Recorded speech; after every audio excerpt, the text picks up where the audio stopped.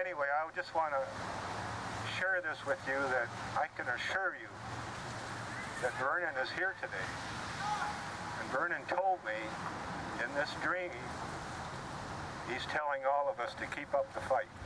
Do not give up, because we will win. And it's not just a win for us, it's a win for Cleveland, it's a win for this country, and it's a win for humankind. That's right, brother. Oh. That's right. So I just wanted to share that with you. Thank you.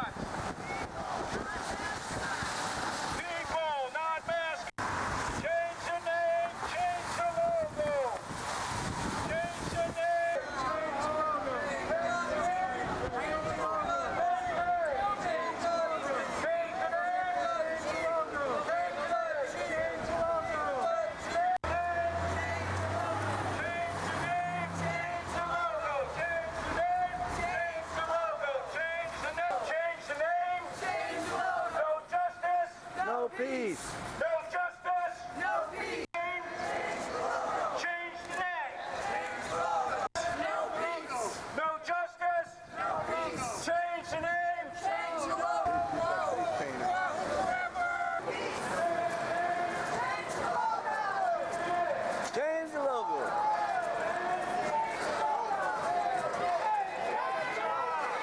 Let's go drive.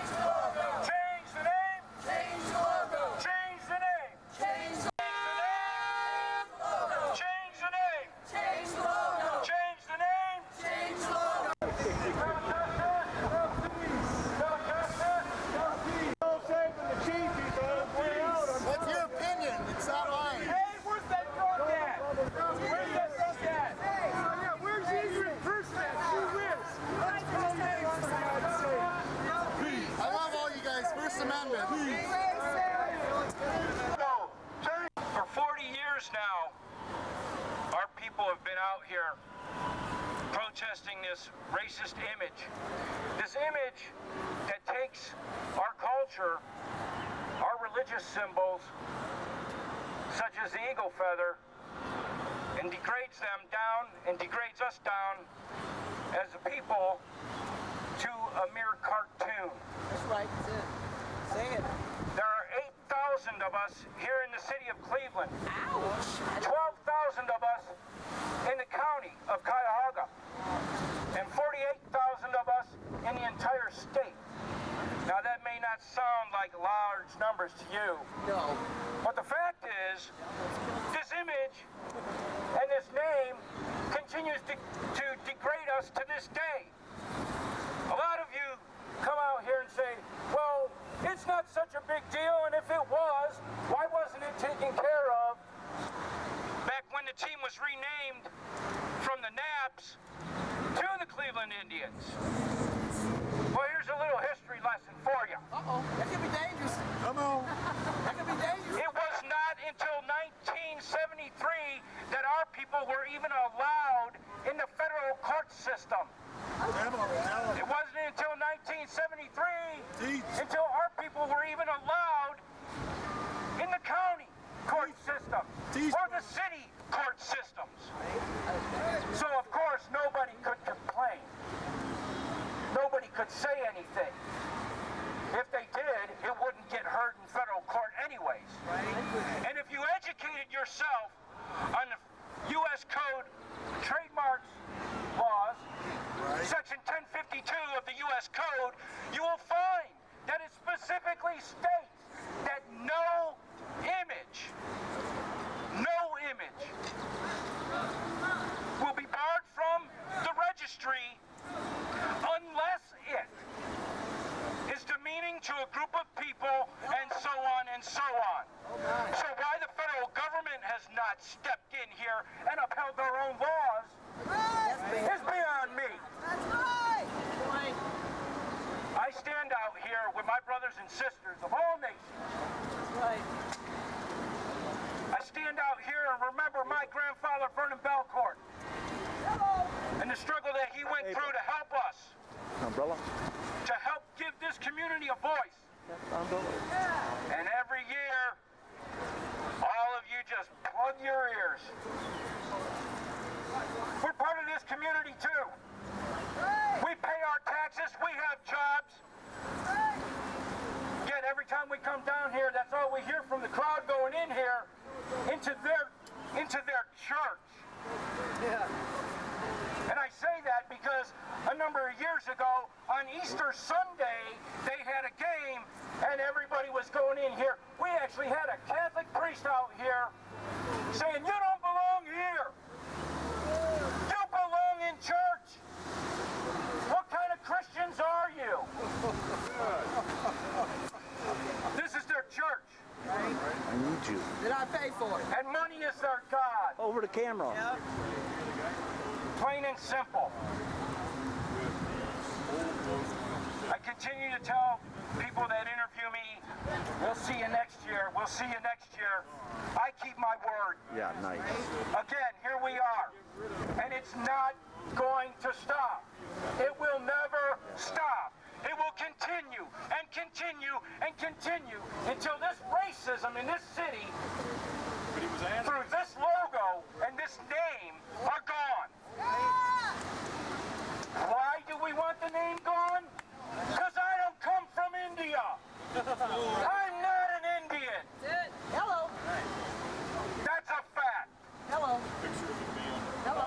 That's a plain and simple fact, people. You ask yourselves, the name of the team is the Indians. Well, how come nobody's going in there dressed like an Eastern Indian with a dot on their forehead? Why? Because you'd never hear the end of it. They'd be out here just as well as we are. And I'll tell you, we'd be out here supporting them. I've heard many times down here by Irish Americans, well, I don't like the name, the Fighting Irish. Hello. They don't get away, they get away with that. Well, you know what? I've told them. You have a protest, I'll be there to support you. But your complaint is with the Catholic Church, because that's who named that team. Hello. How about the leprechaun logo? People don't even realize what that image of a leprechaun is. Do you know the history of that? That's an evil creature. An evil creature. But you see people buying up their stuff, buying up their evil. You know, it detracts from the real issue. And all of this continues because there is money involved. Hello. There is money to be made off the blood of other people. Hello. That's a simple fact. You know, I was born and raised in this city, and it breaks my heart that this can be a truly great city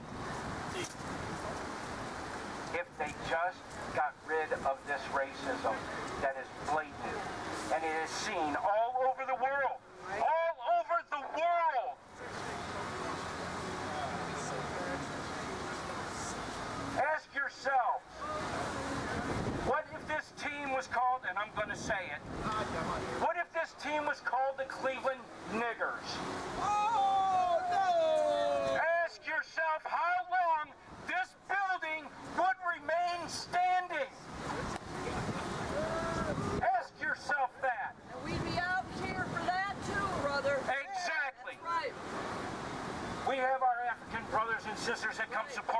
Right. We've supported them in many, many things going on in this city.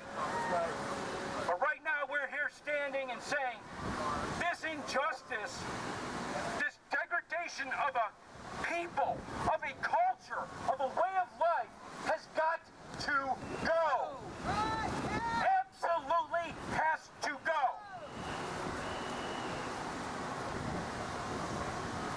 So we come to you people of good nature and ask you to stand up. Stand up for what is right.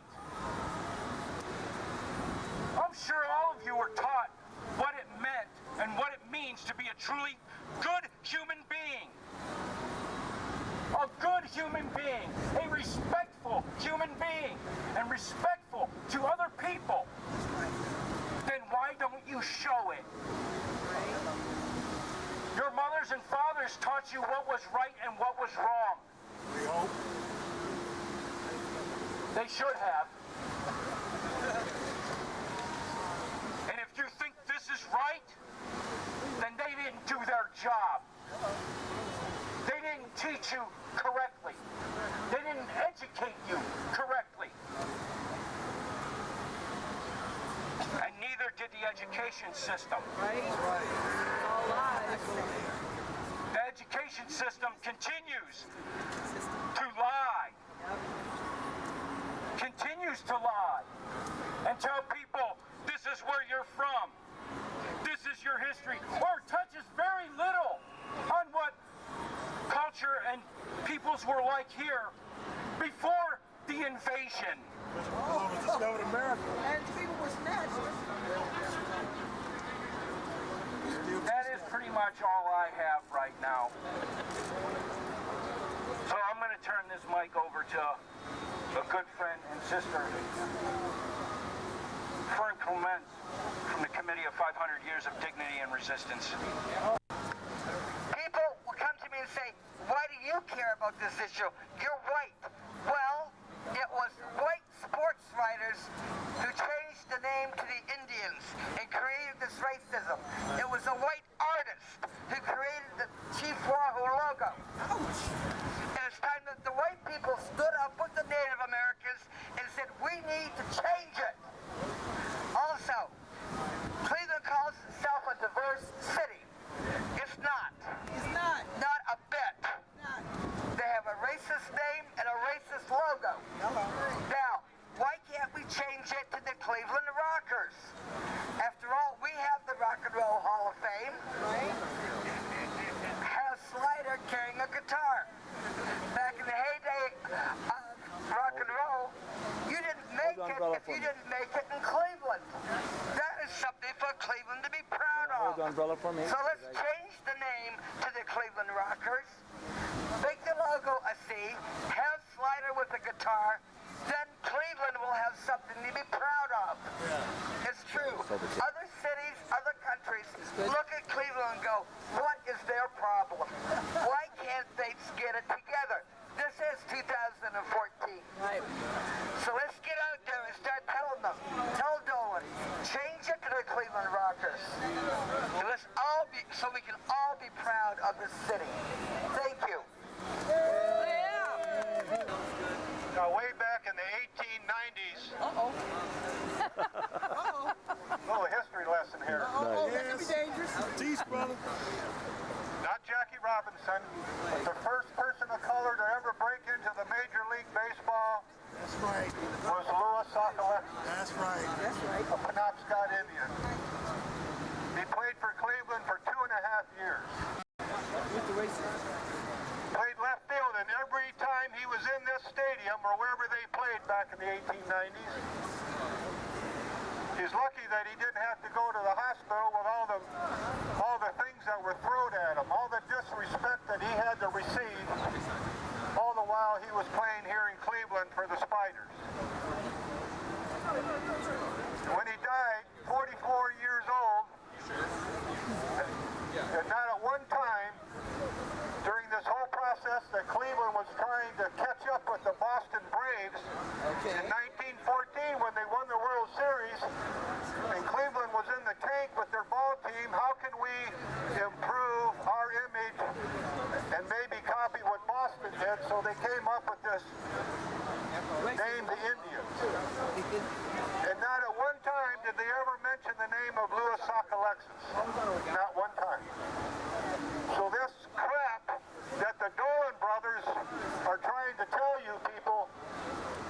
bunch of lies.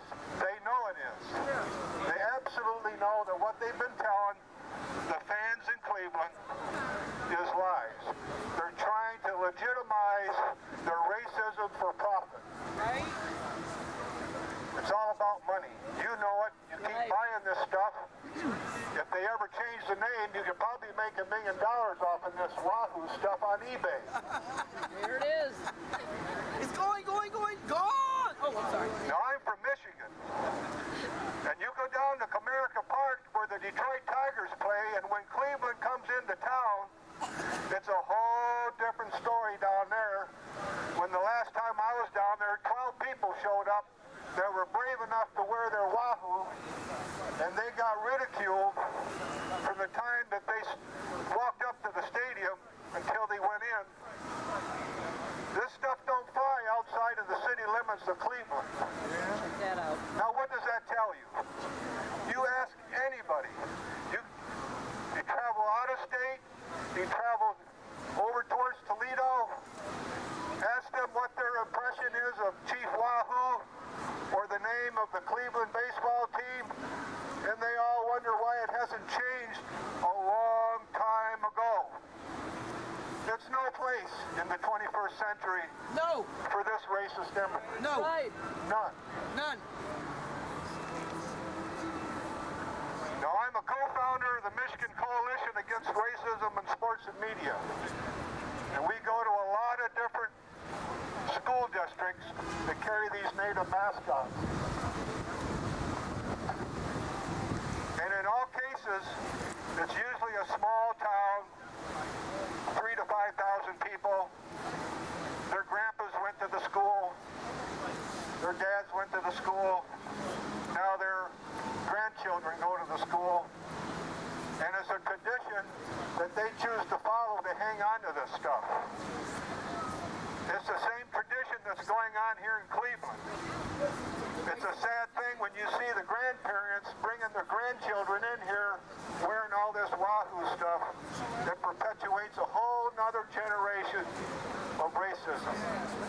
And because they've grown accustomed to this and grown up with it, they think it's okay. It's not okay. Now, in a lot of these communities where there's very little diversity, and I'm not just going to speak about ethnicity, but in small communities where there's maybe one or two Jewish people. Now let's put it into this perspective. When a 7th grader walked up to my son, who my wife is Jewish, said, "Too bad Hitler didn't kill all you sons of bitches." Oh. Now where do you suppose that 6th or 7th grader learned that from? I know he didn't learn it in school. He had to got it at home. Same thing here with Wahoo. They learn all this stuff from home. As parents, you're teaching your children that it's okay to wear this stuff. It's okay to play Indian, because there aren't any anymore. They're relics of the past while we're all standing here.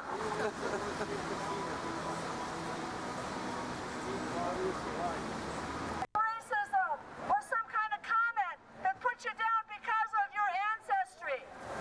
Yo puedo decirlo también en español. Racism has got to go. The time is long past for this team name. Now, I am very happy and proud to say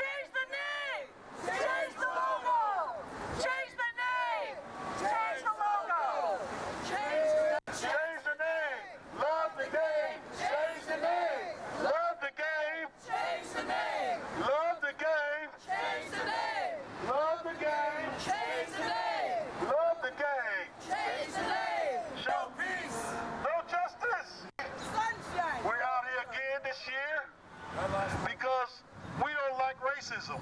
Right? We don't like racism. We don't like Chief Wahoo and the name Indians. Right?